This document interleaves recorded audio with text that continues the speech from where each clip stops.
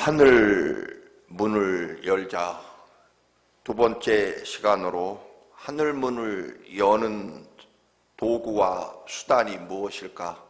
그것은 기도를 통해서 하늘의 문을 열 수 있겠고, 두 번째로는 우리는 예배를 통해서 하늘의 문이 열린다라고 하는 것입니다. 하늘 문은 하나님이 우리에게 부어주시는 그런 진정한 축복과 은혜의 통로가 된다면 하늘의 문이 열려야 우리 하나님의 백성들은 살 수 있다라고 하는 것입니다. 여러분, 그렇지 않겠습니까? 자식이 부모님의 방문과 늘 열리고 소통해야 그 자녀가 온전히 자라고 또한 부모님의 은혜 가운데 풍성한 생명을 누릴 수 있는 것처럼, 여러분, 우리는 늘 하늘 문이 열리는 그런 삶을 통해서 우리들의 삶 속에 하나님의 역사와 능력과 영광이 임하게 된다. 하늘 문이 열리지 않은, 하늘의 문이 소통되지 않는 그리스도인은 결국 죽은 그리스도인일 것이고, 또한 하늘의 문이 열리지 않는 교회는 당연히 죽은 교회일 것입니다.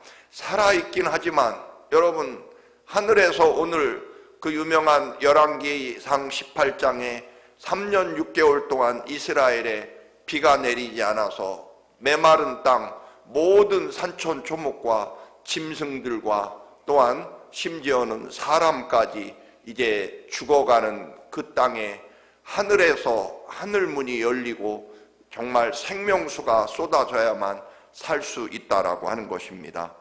하늘의 문을 여는 것은 여러분 다른 그 어떤 것도 아닐 것입니다. 하나님을 향해 믿는 믿음의 기도와 함께 오늘 또 하나 우리는 거룩하고 생명이 넘치는 예배를 통해서 하늘의 문이 열린다. 하늘 문이 열리지 않는 하나님의 은혜와 하나님의 말씀과 하나님의 사랑이 강같이 우리의 삶 속에 넘쳐 흐르는 그런 예배가 되지 않으면 결국 그것은 헛된 종교의식에 불과할 것이고 습관에 불과할 것입니다. 이번 특별 새벽기도회를 통해서 혹시 여러분의 삶에 또는 저의 삶에 메마른 그런 땅과 같은 그러한 영적인 상태라면 하늘의 문이 열려서 여러분의 삶 속에 생명수가 폭포수처럼 흐르기를 주님의 이름으로 축원합니다. 오늘 본문 너무나 유명한 말씀, 3년 6개월이나 하늘이 닫혔습니다. 이슬 한 방울 내리지 않습니다. 결국 하나님을 떠나 잘 살게 해주겠다고, 또 우리의 삶을 평안하고 즐겁게 해주겠다라고 하는 쾌락과 즐거움의 신, 이 풍요함의 신, 물질의 신 아합과 아세라 신을 섬기고 하나님을 떠난, 사실 하나님을 떠난 것은 아닙니다. 성경을 잘 보면 이스라엘 사람들은 바알 신이 여호와 하나님이라고 믿고 싶었던 것입니다. 그것은 오늘 이 시대를 살아가는 우리의 믿음에서도 자주 보입니다. 결국 풍성하게 돈이 많아지고 내 삶이 여러 가지로 다 잘 되는 것이 하나님의 축복과 은혜라고 그렇게 여기는 그런 믿음을 우리는 흔히 갖게 됩니다. 그것은 결국 알고 보면 바알신과 비슷합니다. 그런데 이스라엘 사람은 자기들이 하나님 여호와를 떠났다라고 생각하지는 않습니다. 다만 바알신이 여호와 하나님이라고 그렇게 믿음의 대상을 바꿔버린 것일 것입니다.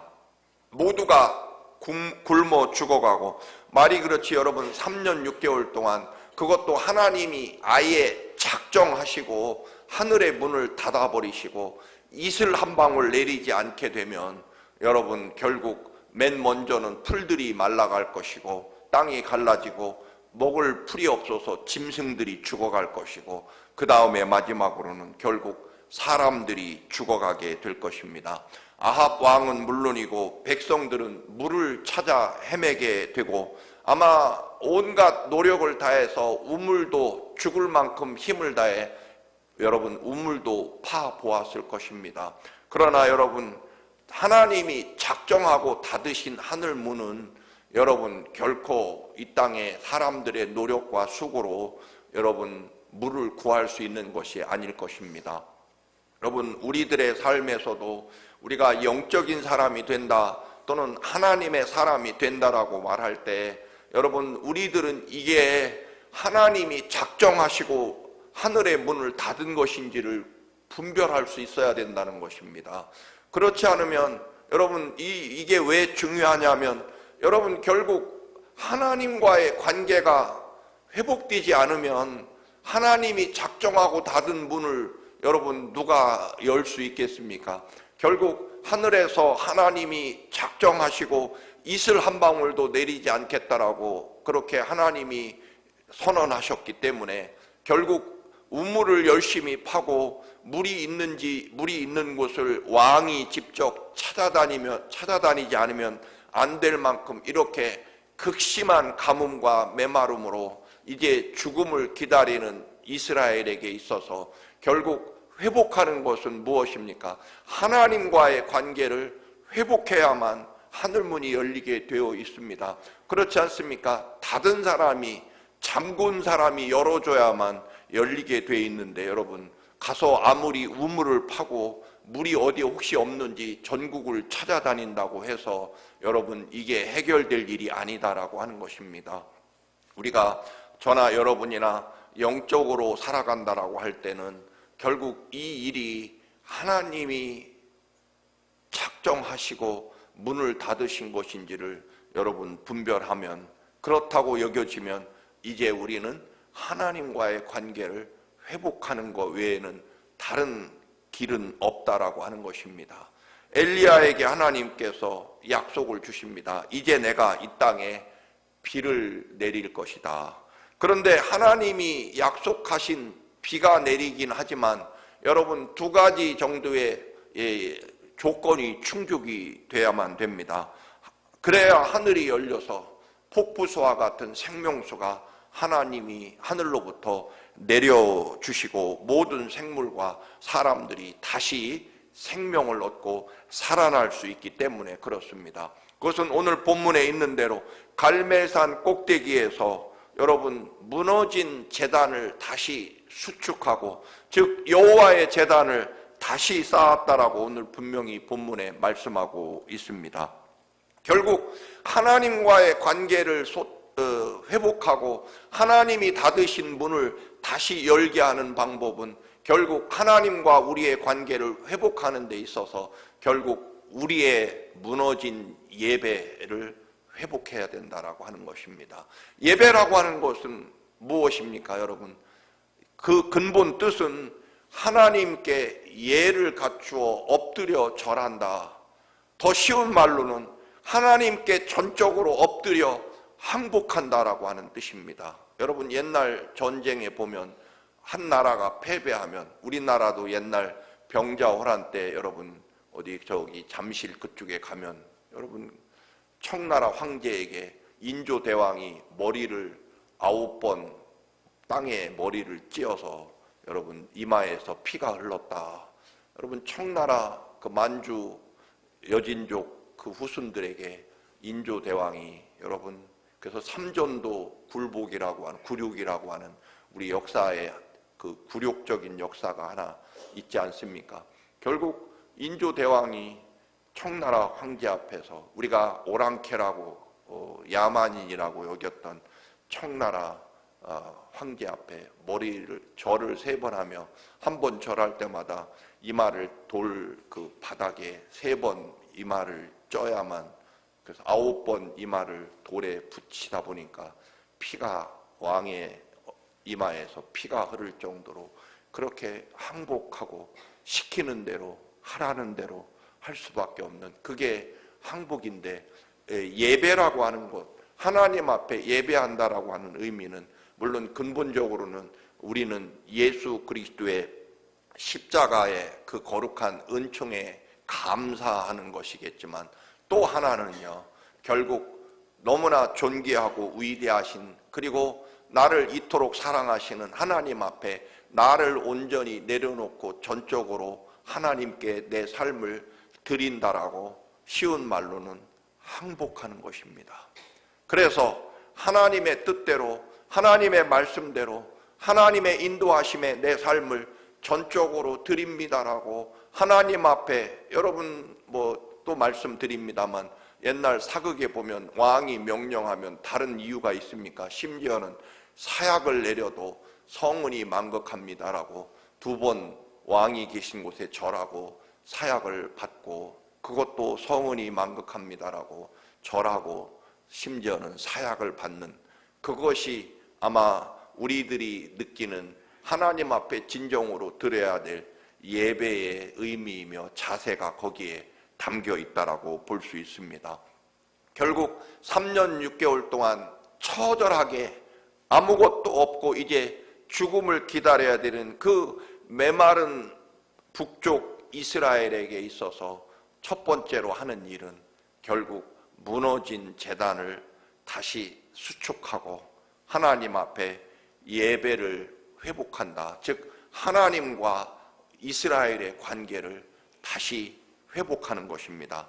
그 회복이라고 하는 것은 또 하나 바알신과 아세라신 850명을 모조리 다 제거하는 것입니다. 엘리야가 분명히 외칩니다. 이스라엘 백성에게 여호와가 하나님이시든지 바알이 하나님이시든지 너희들은 선택해야 될 것이다. 더는 양쪽에 두 발을 걸치고 이때는 바알신, 이때는 하나님, 이렇게 왔다 갔다 하면서 적당히 그렇게 하나님 앞에 서려고 하는 자세를 끊고 하나님 앞에 서든지 아니면 바알에게 가든지 분명히 선택을 해야 된다. 그래서 이스라엘이 모두, 물론 이제 무너진 제단을 다시 쌓고 하늘에서 불이 내리고 드려진 제물을 불사르게 되고 이제 여호와가 하나님이심을 보게 된 이스라엘은 결국 바알 제사장들, 아세라 제사장들을 모조리 처단했을 때 비로소 하나님께서 하늘의 문을 열어주신다라고 하는 것입니다. 하늘의 문이 열린다라고 하는 것, 예수님이 요단강에서 세례를 받으실 때 하늘에서 문이 열리며 하나님이 말씀하십니다. 이는 내 사랑하는 아들이다. 이 사람이 이제부터 인류를 구원할, 나를 대신해서 인류를 구원할 구세주 예수 그리스도 내 아들이다라고 온 세상에 예수 그리스도께서 요단강에서 세례를 받으실 때 하늘로부터 문이 열리고 하나님의 음성이 들리게 됐다라고 하는 것입니다.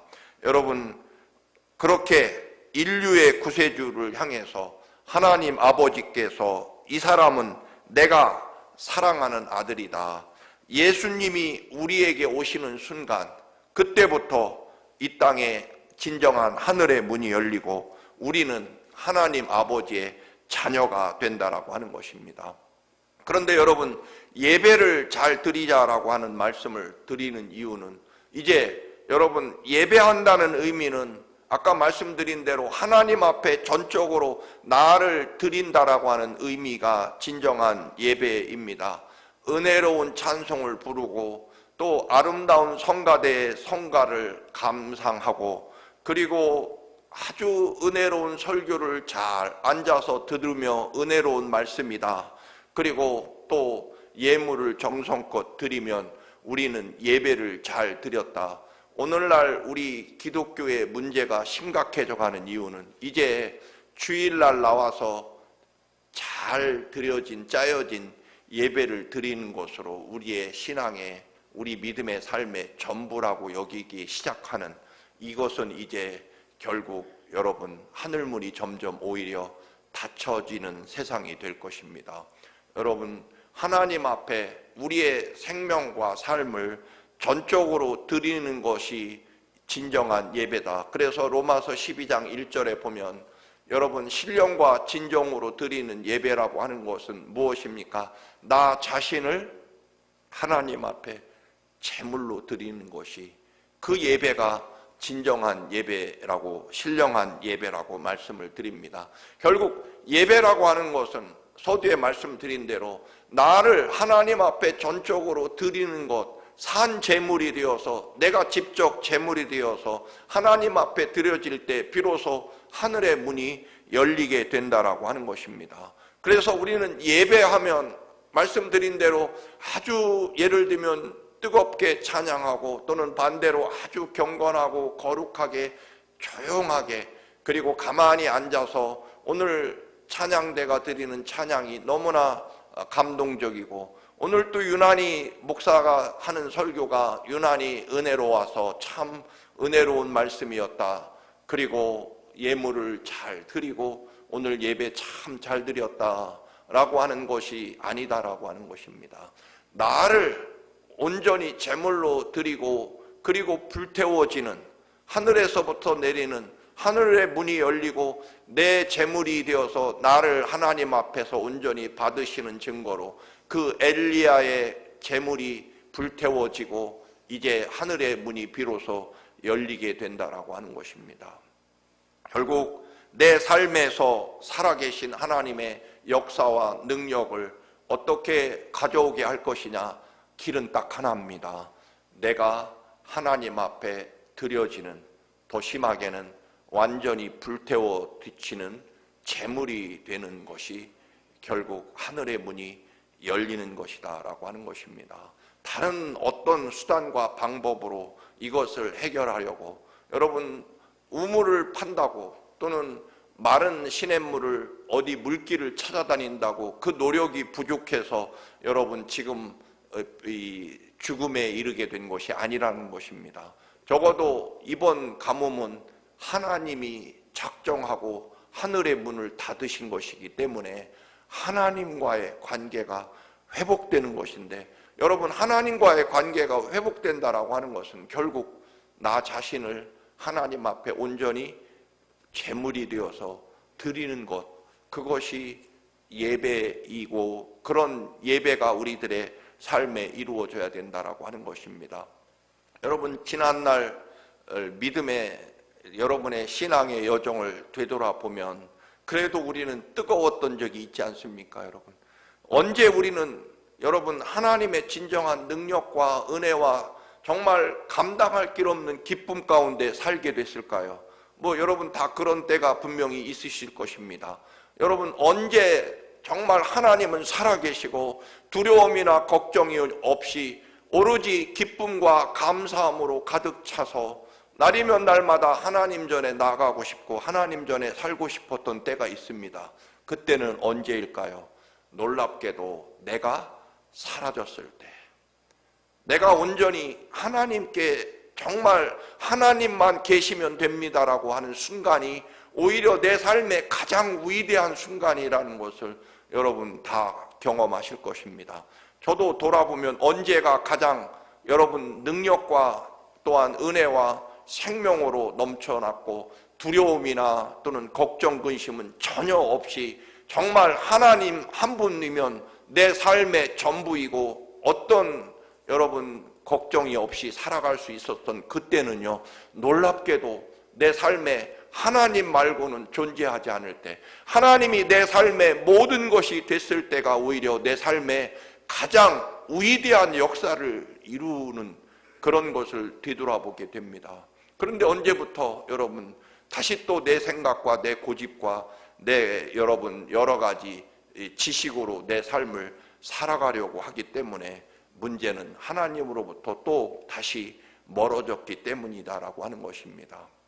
여러분 제 삶의 가장 위대한 순간이 언제였을까요?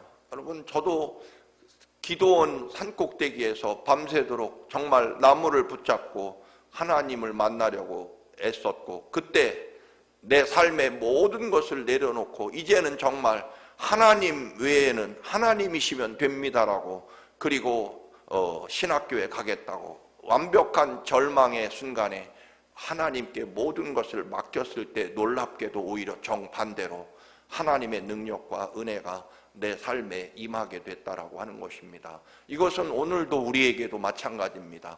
제단을 무너진 제단을 다시 쌓아야 된다라고 하는 것은 여러분 주일 예배에 열심히 참여한다 그런 단순한 의미가 아니라 결국 내 생명과 삶이 어느새 다른 것이 들어있고 다른 것이 차지하고 있고 하나님이 내 생명, 정말 하나님이 내 생명과 삶의 전부입니다라고 하는 그 고백이 어느새 사라졌기 때문인 것이 분명합니다. 무너진 제단을 회복하고 다시 하나님 앞에 엎드려 예배한다라고 하는 의미는 결국 하나님, 정말 하나님 한 분 외에는 저는 없습니다. 하나님이 내 생명과 삶을 전부 맡아주실 것이기 때문에 저는 전혀 두려움도 없습니다. 비록 내 손에는 아무것도 없지만 그러나 하나님이 계십니다. 여러분, 제 삶에 가장 행복하고 가장 위대한 역사를 이룬 것은 바로 그 순간이었다라고 하는 것을 보게 됩니다. 결국 오늘 이 시대 우리들의 삶에서도 정답은, 해답은 분명합니다. 다시 내 삶을 바알신, 아세라신 그런 풍요와 물질을 따라갔던, 쾌락을 따라갔던 그 모든 세상적인 신을 버리고 하늘 문을 열기 위해서 무너진 제단을 다시 쌓아서 내가 그 위에 제물이 되어서 하나님 앞에 서는 것입니다. 아브라함도 끝없이 제단을 쌓지만 가장 결정적인 제단은 정말 무엇과도 바꿀 수 없고 절대로 이것만큼은 양보할 수 없고 이것 내려놓으면 내 삶은 이제 그 어떤 소망도 없는 100세에 얻은 아들 이삭을 모리아산에 가서 번제로 드릴 때 여러분 하나님이 뭐라고 말씀하십니까? 아브라함아, 이제야 네가 나를 사랑하는 줄 알겠다 라고 말씀하십니다. 그동안 아브라함이 하나님을 사랑하지 않은 것 아닙니다. 그러나 본토 친척 아버지 집을 떠날 때 하나님만 계셨던 그 삶에 아브라함도 어느새 여러분 알다시피 이런저런 인간적인 수단과 방법을 동원하게 되고 어느새 하나님보다 하나님이 주신 아들 이삭을 더 사랑하게 되는 그런 이삭이 하나님보다 더 중요한 그런 삶의 문제를 가지고 있기 때문에 하나님이 마지막으로 이삭조차도 하나님께 드릴 수 있는지를 보시고 결국 아브라함은 아들 이삭을 제물로 드리는 순간에 하나님이 다시 한번 이제 하늘문을 열고 다시는 닫지 않으신다고 볼 수 있을 것입니다. 여러분, 우리들의 삶이라고 하는 것 또는 나라와 민족도 마찬가지이고 교회도 마찬가지입니다. 결국 우리는 다른 것이 아니라 뭔가를 소유하고 얻겠다, 없어서 부족해서가 아니라 결국 우리는 아직도 남겨진 게 있기 때문이라는 것입니다. 아직도 내 삶에 채워진 게 있기 때문이라는 것입니다. 여러분, 나는 무엇이 없어서 무엇이 부족해서 하나님 앞에 지금 여러분 하나님의 능력과 은혜를 온전히 소유하지 못하고 하늘의 문이 반쯤 닫혀져 있거나 아니면 3분의 1만 열려진 것 같거나 아니면 아예 닫혀 있는 것 같은 느낌을 가지고 계시다면 여러분, 그것은 하나님 앞에 내가 뭔가 아직도 내려놓지 못하고 붙잡지 못하고 하나님이 내 삶의 전부이십니다. 하나님이 내 삶의 가장 소중한 것입니다. 이제 나를 온전히 포기하고 내려놓고 버리고 오직 하나님이 내 생명과 삶을 책임져 주옵소서라는 그런 전적인 하나님 앞에 드려지는 헌신이 부족하기 때문에 뭔가 아직도 우리에게는 남겨진 것이 있기 때문이지 없기 때문이 아니라는 것입니다. 이거 놓으면 죽을 것이라고 생각하는 그런 것들을 결국 내려놓아야만, 야곱이 어제도 말씀드린 대로 언제부터 진정한 그의 생명과 삶이 하늘문이 열리고 하나님과 동행하는 삶을 살 수 있습니까? 결국 형 에서의 장자의 권리를 내려놓는 순간부터입니다. 여러분, 이제는 우리 민족도 마찬가지일 것입니다. 여러분, 우리 민족이 언제부터 코로나가 끝나면 우리는 굉장히 하나님을 잘 믿을 것 같이 생각되었지만 여러분, 코로나 이후에 오히려 우리 민족은 점점 여러분 하나님 나라로부터 멀어져 가고 있는 것을 보게 됩니다. 코로나 이후에 더 예배하지 않고 더 기도하지 않고 더 엎드리지 않고 결국 또다시 코로나 이후에 어느 민족이나 여러분 우리 대한민국도 가보니까 결국 여러분 자기 소견대로 더 살아가기 시작했다라고 하는 것입니다. 없어서가 아니라 결국 아직도 우리는 남겨놓고 하나님 앞에 전적으로 내 삶을 드리지 않았기 때문이다라고 하는 것을 여러분 기억하면서 결국 재물이 된다. 엘리야 산에 무너진 제단을 다시 쌓고 재물이 하늘에서 내리는 하나님이 부어주시는 불로 완전히 태워지고 그리고 바알신, 아세라신의 모든 그런 우상의 제사장들을 제거하고 하나님 앞에 섰을 때 하나님에게 우리들의 삶을 전적으로 맡길 때 비로소 이스라엘에는 하늘에서 문이 열리고 생명수가 폭포수처럼 쏟아지는 그런 생명이 시작된 것을 보게 됩니다. 우리 민족도 마찬가지입니다.